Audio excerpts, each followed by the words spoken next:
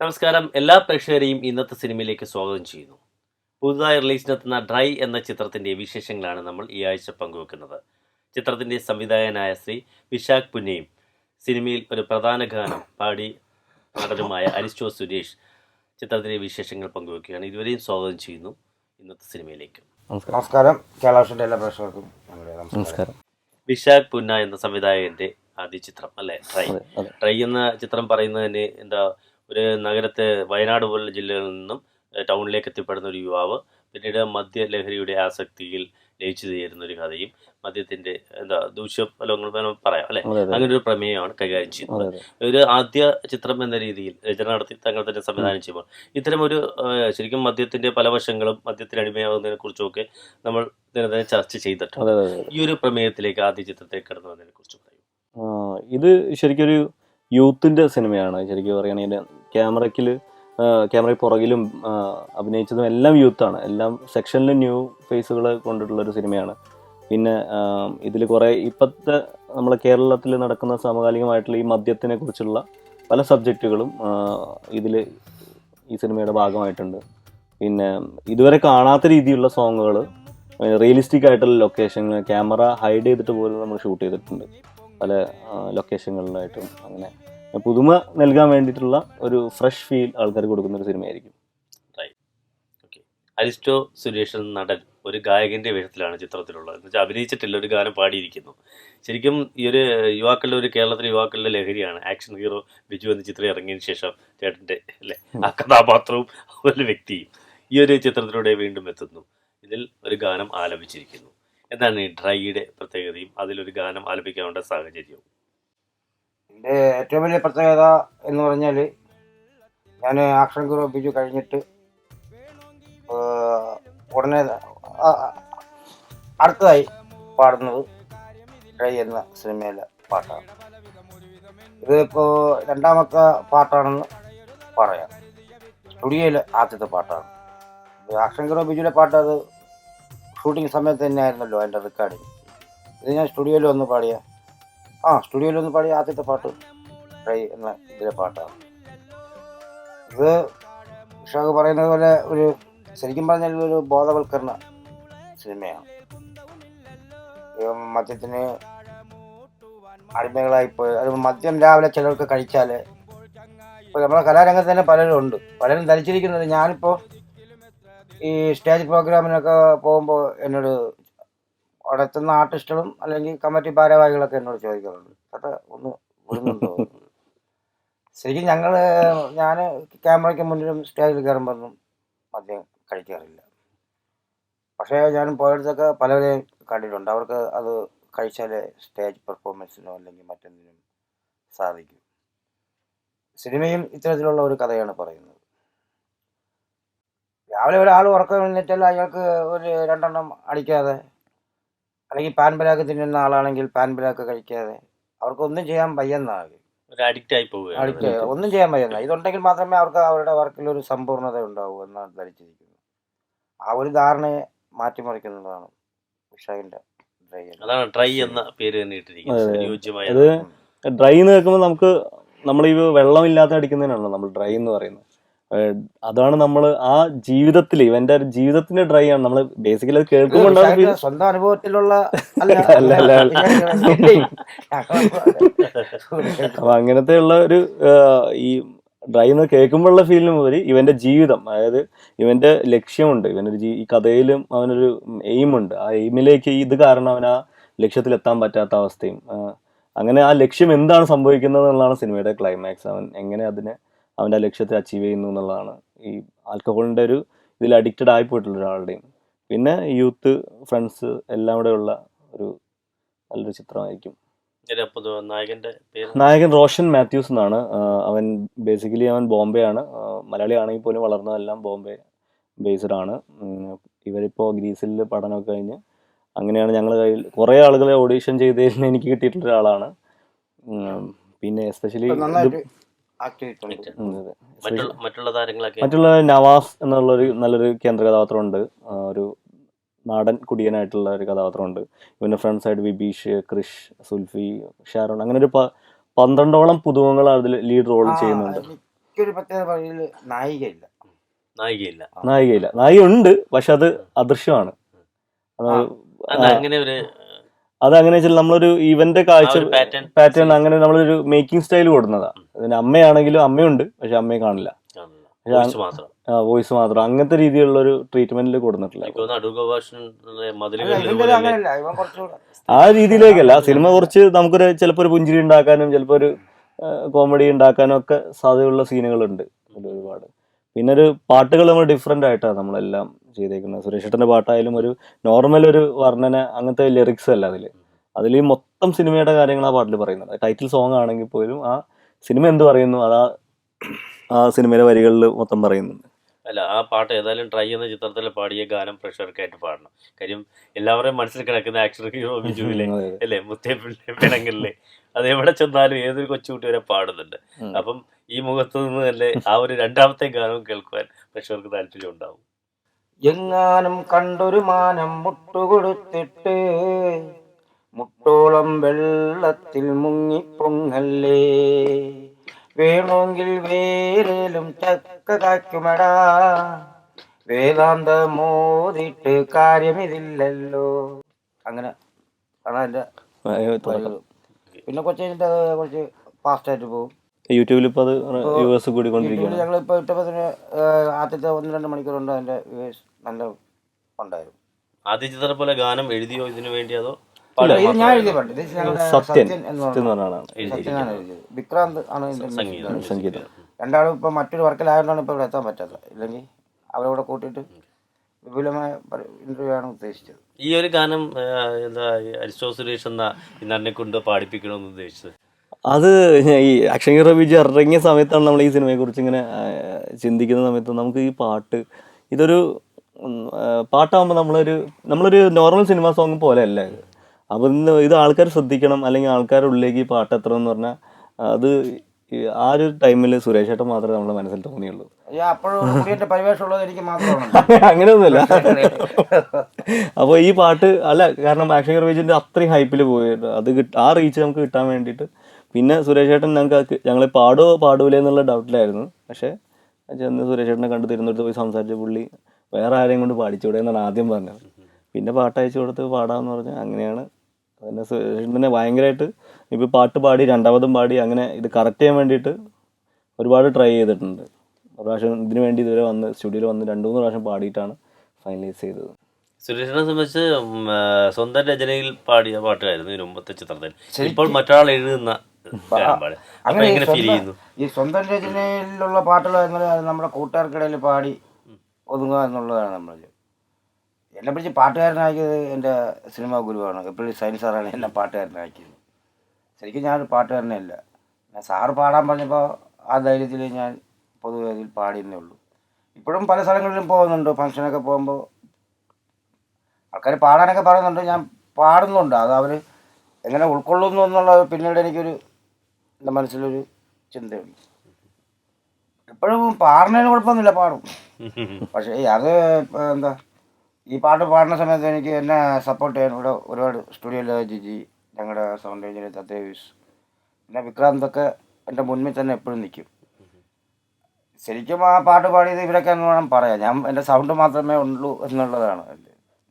ഞാൻ ആദ്യമായിട്ട് സ്റ്റുഡിയോ കയറുമ്പോൾ എനിക്കൊരു വിറയലും ഭയവും ഒക്കെ മനസ്സിലുണ്ടായിരുന്നു എന്താവും എന്നുള്ളത്. പിന്നെ ഇവരുടെയൊക്കെ വളരെയേറെ പിന്തുണ ഉണ്ടായിരുന്നു അത് പാടാൻ. അങ്ങനെ ആദ്യത്തെ ആ പാട്ട് ഞാൻ സ്റ്റുഡിയോയിൽ പാടും. അതിനുശേഷം ഇപ്പം കുറേ പാട്ടുകൾ ഇപ്പം പാടിയിട്ടുണ്ട്. അത് ഏറ്റവും കൂടുതൽ ഞാൻ ഇവിടെ ജിജിയിലൊക്കെ സാന്നിധ്യത്തിലാണ് പാടുക. അതിന് പാടാൻ വിളിച്ചാലും എന്നോട് ഒരുപാട് എറണാകുളത്താണെങ്കിൽ ഞാൻ പറയും നമുക്ക് ഇങ്ങനെ ഒരു സ്ഥലമുണ്ട്, അവിടെ വെച്ച് പാടിക്കൂടെ, എനിക്ക് കുറച്ചുകൂടെ പെർഫോമൻസ് ചെയ്യാൻ കഴിയും. അത് പലരും അംഗീകരിക്കാറുണ്ട്. പക്ഷേ വരുന്നവരടുത്ത് നമുക്ക് അങ്ങനെ നിർബന്ധിച്ച് പറയാൻ പറ്റില്ല, ഇതിനടുത്ത് ഞാൻ പാടൂ, അവിടെ പാടിയാലും എനിക്ക് ശരിയാവുള്ളൂ എന്ന് പറയാൻ പറ്റില്ലല്ലോ. പക്ഷേ ഇത് നമ്മുടെ സ്വന്തം വിക്രാന്ത് ഇവരുടെ സിനിമ നമ്മുടെ ഇത് ഇപ്പം പക്ഷേ പറയുമ്പോൾ ഞാനൊരു 3-4 തവണ വന്നിട്ടാണ്. ആദ്യൊരു തവണ പാടിപ്പോയി, അത് ശരിയായില്ല. രണ്ടാമതൊരു തവണ വന്ന് പാടിപ്പോയി, അത് കുറച്ചെന്തോ ശരിയായെന്ന് പറഞ്ഞു. പിന്നെ മൂന്നാമത് ഒന്നുകൂടെ പാടി. അങ്ങനെയൊക്കെ ഒരുപാട് തവണ പാടിയിട്ടാണ് ഇപ്പോൾ ആ പാട്ട് ആൽബത്തിലാക്കിയത്. ആദ്യ ചിത്രശേഷം നിരവധി സ്റ്റേജ് ഷോകളും പങ്കിട്ടു അല്ലേ? ഒരുപാട് ഒത്തിരി ആയല്ലോ. ഇപ്പം ഇന്ത്യക്ക് പുറത്തു വരെ പോയി നമ്മൾ ഒരുപാട് ചെയ്തിട്ടുണ്ട്. അപ്പോൾ അടുത്ത സിനിമയ്ക്ക് ഒരൊറ്റ ചിത്രത്തോടെ പ്രേക്ഷകരുടെ കാര്യമായി മാറി. അടുത്ത സിനിമയ്ക്ക് പാട്ട് എഴുതാൻ പോകുന്നു. അടുത്ത ഒരു സിനിമയ്ക്ക് ഇപ്പോൾ പാട്ട് എഴുതാൻ പോകുന്നു. ഷൈനിനെ പൂമരം ചെയ്യുന്നു. അല്ല, പൂമരം സിനിമയിൽ അഭിനയിക്കുന്നു. അഭിനയിക്കുന്നു. അപ്പോൾ പൂമരം സിനിമയിൽ എനിക്കൊരു എന്താ പറയുക, ഈ പാട്ടിനെ എതിർക്കുന്ന ഒരു ചെറിയൊരു ക്യാരക്ടറാണ്. അങ്ങനെ ഒരു സ്വഭാവമുള്ള നിരൂപണം. പാട്ടിനെതിരെയുള്ള ഈ ഡ്രൈ എന്ന സിനിമയെക്കുറിച്ച് പറയുന്നത്, ഞാൻ ആ സിനിമ കണ്ടതാണ്.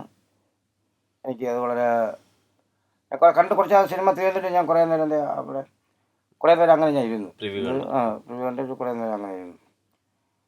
ഇനിയിപ്പോൾ അതിനെ ആ സിനിമ എന്താണെന്നും അത് തിയേറ്ററിൽ എങ്ങനെ ജനം ഉൾക്കൊള്ളുന്നതൊക്കെ നമുക്ക് കണ്ടറിയേണ്ടിയിരിക്കുന്നു. അതുകൊണ്ട് ഞങ്ങൾക്ക് ജനങ്ങളോട് എന്താണ് പറയാനുള്ളതെന്നുള്ളത് വൈശാഖ് മാക്സിമം ആ സിനിമയിൽ പറഞ്ഞിട്ടുണ്ട്. പക്ഷേ അതുകൊണ്ടായില്ലല്ലോ, ജനത്തിൽ ഈ സിനിമ എത്തിക്കണം. അതിന് വേണ്ടിയിട്ടുള്ള പ്രവർത്തനങ്ങളും സജീവമായിട്ട് വൈശാഖ് നടത്തുന്നുണ്ട്.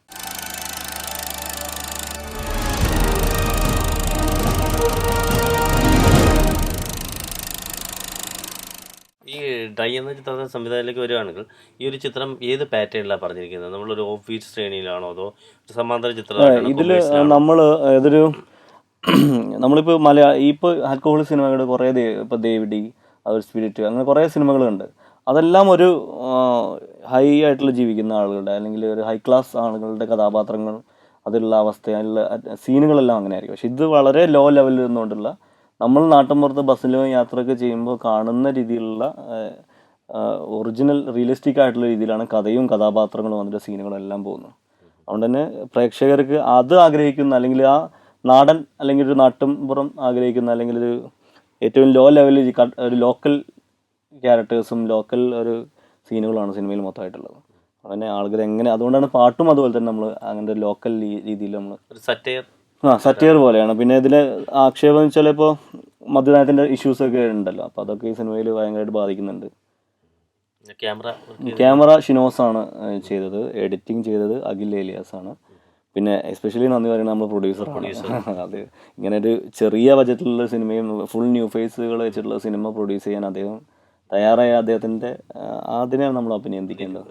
നിരൂപ് ഗുപ്ത, പുള്ളി കോട്ടയംകാരനാണ്, മസ്കറ്റിലാണ് സെറ്റിൽഡാണ്, ഫാമിലി. ഒരു പ്രമേയം പറഞ്ഞപ്പോൾ അദ്ദേഹം ഈ പ്രമേയം പറഞ്ഞപ്പോൾ പുള്ളി പറഞ്ഞത് നമ്മളൊരു ആർട്ടിസ്റ്റ് ഉണ്ടോ, എല്ലാവരും ചോദിക്കുന്നത് ആർട്ടിസ്റ്റ് ഉണ്ടോ എന്നുള്ളതാണ്. പുള്ളി അങ്ങനത്തെ ചോദിക്കാതെ നമുക്ക് ചെയ്യാം എന്നുള്ള രീതിയിലാണ് പുള്ളിയുടെ ഒരു ഭയങ്കര സപ്പോർട്ടുണ്ട് സിനിമയ്ക്ക്. സാധാരണ ഇങ്ങനത്തെ സിനിമയ്ക്കൊന്നും ന്യൂ ഫേസുകൾ ഫുൾ ചെയ്യാന്ന് പറയുമ്പോൾ ആരും തയ്യാറാവില്ല.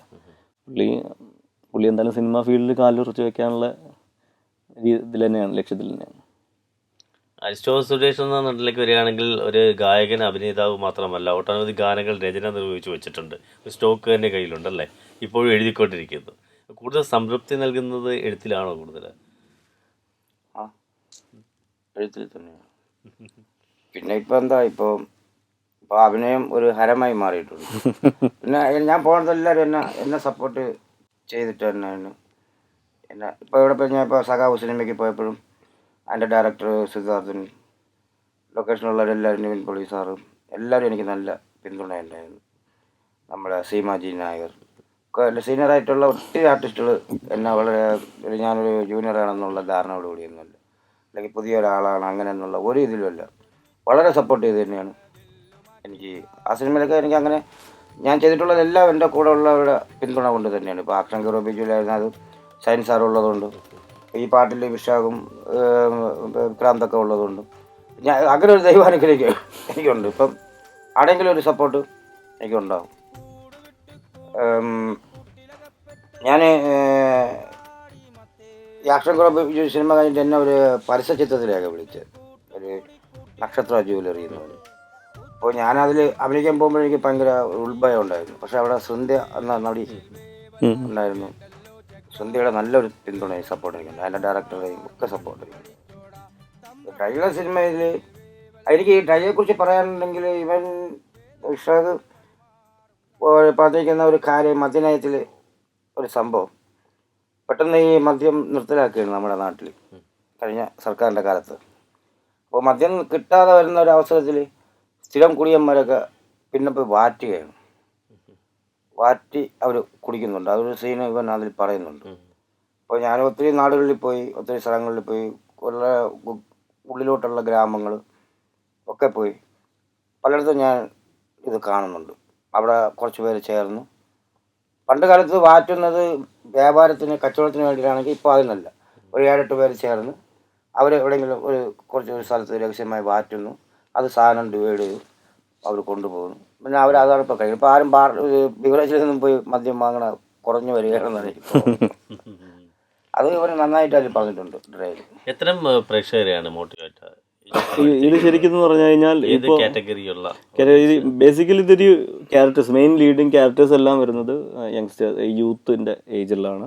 പക്ഷേ ഇതൊരു ഒരു കുടുംബത്തിലെ മകനുള്ള, അല്ലെങ്കിൽ ഒരു 20-25 പ്രായമുള്ളവർ, അല്ലെങ്കിൽ ഒരു 18 പ്രായമുള്ള അച്ഛനും അമ്മയ്ക്കും കാണാം. അവർ നിർബന്ധമായിട്ടും കാണണം. ഇത് നമ്മൾ ഈ യൂത്തായിട്ടുള്ള ആൾക്കാരും കാണണം. ഇതൊരു സോഷ്യലി മെസ്സേജും കൂടി ഉള്ള സിനിമയും കൂടി ആയതുകൊണ്ട് എല്ലാവർക്കും ഒരുമിച്ചിരുന്ന് കാണാൻ പറ്റുന്നതും അത് കാണേണ്ടതുമായ സിനിമയാണ്. അടുത്ത വർക്കുകൾ ഏതൊക്കെയാണ്? അടുത്ത ചിത്രം കമ്മിറ്റ് ചെയ്തായിരിക്കുന്നത് പ്രൊജക്റ്റുകളൊക്കെ? അടുത്ത ഇവരുടെ ഒരു സിനിമയുണ്ട് ഉഷാഖിൻ്റെ ഒക്കെ, അതിൽ കമ്മിറ്റ്മെൻറ്റ് ചെയ്തിട്ടുണ്ട്. പിന്നെ ഇപ്പോൾ സഖാവ് എന്ന സിനിമയിൽ ഒരു വേഷം, ചെറിയൊരു വേഷം ചെയ്തു. പിന്നെ പൂമരം വർക്ക് നടന്നുകൊണ്ടിരിക്കുന്നു. പിന്നെയും കുറച്ച് പേരൊക്കെ വിളിച്ചിട്ടുണ്ട്. ലാൽ ജോസ് സാറിൻ്റെ അത് 7-ാം തീയതി ജോയിൻ ചെയ്യണമെന്ന് പറഞ്ഞിട്ടുണ്ട്. അപ്പോൾ അങ്ങനെ പിന്നെ സ്വന്തമായിട്ട് ചെയ്യുന്ന ഒരു കാര്യം ഇതിനെക്കാട്ടിൽ ഉപരി ഞാനിപ്പോൾ ഒരു സ്ക്രിപ്റ്റ് എഴുതിക്കൊണ്ടിരിക്കുകയാണ്. കുട്ടികൾക്ക് പ്രാധാന്യമുള്ള ഒരു സിനിമ ഞാനും ചെയ്യുന്നുണ്ട്. അത് പൂമരം സിനിമ കഴിയണം. പിന്നെ ഇപ്പോൾ സയൻസ് സാർ ഫ്രീ ആകണം. അദ്ദേഹത്തിൻ്റെ കുറച്ച് ഉപദേശങ്ങളൊക്കെ സിനിമയ്ക്ക് ആവശ്യമായിട്ടുണ്ട്. 2017 കഴിഞ്ഞ ചിത്രങ്ങളുണ്ട്. ഉണ്ടാകട്ടെ ഉണ്ട്. കൂടുതലും ഈ കുടിയൻ്റെ വേഷത്തിൻ്റെ ആവർത്തനങ്ങളാണ് വിളിക്കുന്നതൊക്കെ. അത്തരം സിനിമകൾക്ക് എന്തായാലും ഞാൻ ഇപ്പോൾ ഉടനെ ഒന്നും അഭിനയിക്കുന്നില്ല. ഇപ്പോൾ ലാലേട്ടനും മമ്മൂക്കയും മറ്റു നടന്മാരൊക്കെ എത്രയോ സിനിമകളിൽ കുടിച്ചിട്ടുള്ള അഭിനയിക്കുന്ന ഇതുണ്ട്. അതുപോലെ കുറേ സിനിമയൊക്കെ കഴിയുമ്പോൾ ഞാനും ചിലപ്പോൾ വീണ്ടും കുടിയനായിട്ടൊക്കെ അഭിനയിക്കും. പക്ഷെ ഇപ്പോൾ ഉടനെ അങ്ങനെ ഒരു സിനിമയിലേക്ക് കമ്മിറ്റ്മെൻറ്റ് ചെയ്യാൻ ഞാൻ ആഗ്രഹിക്കുന്നില്ല. അതുകൊണ്ട് ഇപ്പോൾ ഒത്തിരി സിനിമകളിൽ നിന്ന് ഒഴിഞ്ഞു മാറി. അതിന് പലർക്കും എന്നോട് ദേഷ്യമുണ്ട്. പക്ഷെ നമ്മുടെ അടുത്ത കൂട്ടുകാരുണ്ട്. ഇപ്പോൾ എന്തായാലും വിശാഖും ഒക്കെ സിനിമ ചെയ്യുന്നുണ്ട്, വേറെ കൂട്ടുകാർ സിനിമ, അതിലൊക്കെ എനിക്ക് റോളുണ്ടാവും. അത്രയൊക്കെ മതി എന്നുള്ളതാണ്. ആക്ഷനോ ബിജുവിലെ മുത്തേ പുല്ലെ അത് നാവിൽ നിന്നൊന്ന് കേൾക്കണം പ്രേക്ഷകർക്ക്. ഒരുപാട് നമ്മൾ കേട്ടതാണെങ്കിൽ പോലും മതിയാവില്ല.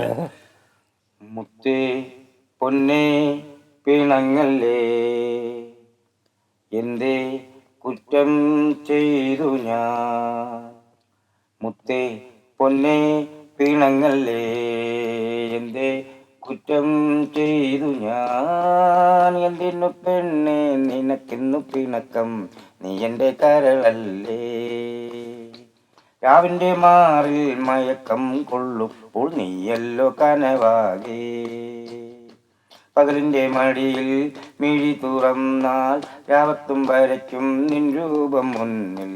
മൊത്തത്തിൽ പറഞ്ഞാൽ നീ എൻ്റെ നിഴലും വെളിച്ചമെന്നിൽ തൂകുന്ന വിളക്കും. മുത്തേ പൊന്നേ പിണങ്ങല്ലേ, എന്തേ കുറ്റം ചെയ്തു ഞാൻ.